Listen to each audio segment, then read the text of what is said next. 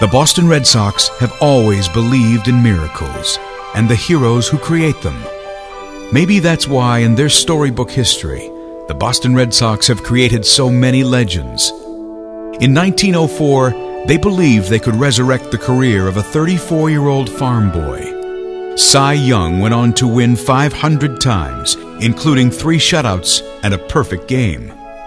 In 1914, they believed in a 19-year-old pitcher who was discovered at an orphanage called St. Mary's.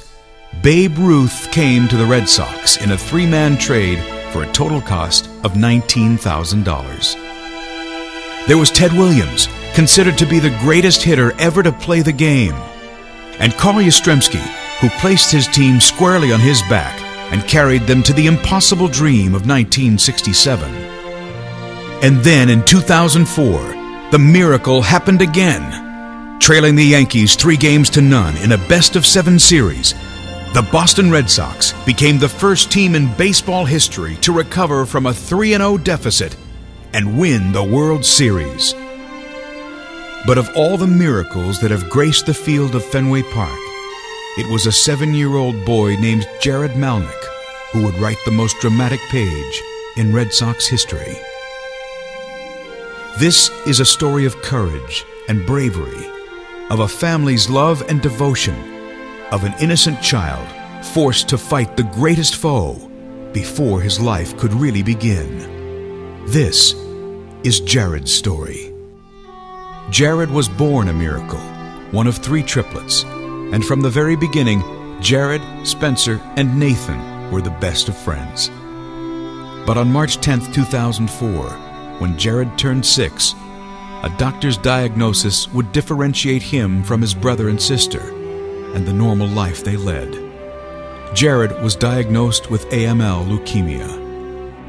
Al and Nancy Malnick were thrust into a heart-wrenching war with cancer. Jarod was admitted to St. Mary's Hospital in West Palm Beach, where he would undergo 7 grueling months of intense chemotherapy. Although Jarod is a triplet, he did not have a full sibling match that would be compatible for a bone marrow transplant. If this fight was to be won, it would have to be fought by Jarod alone. But he had an army of support from his parents and his siblings. They never stopped loving, they never stopped caring, and they never stopped believing in Jarod's will to survive. And together, they waged war against leukemia. Jarod would lose his hair, but never his faith. He stood brave against the burn of the IV, the sting of the needles, and the 7 months of nausea. With the support of his family, Jarod stood tall against the same gut-wrenching treatment that brings grown men and women to their knees. And then, sometime near his 7th birthday, Al and Nancy got the call. The latest blood test had come back. Hope was real. The leukemia was gone. The Malnicks had won the greatest war known to mankind. Not cancer itself, but the battle to keep your faith. On June 27, 2005, Nancy and Al brought Jarod, Spencer, and Nathan to Fenway Park to once again remind the loyal fans of the Boston Red Sox that faith rewards. It was a healthy, strong 7-year-old Jarod Malnick with a full head of hair and a twinkle in his eye that took the mound that night. He was there to throw a strike against cancer. And here's the call.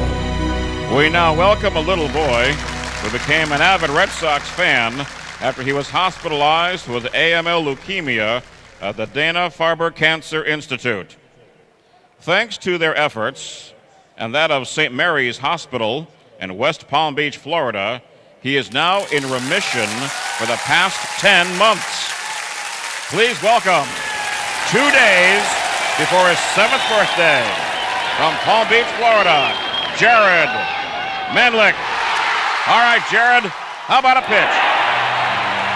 This is Jarod's story. One pitch that brought the crowd to its feet. Sometimes, miracles happen in twos.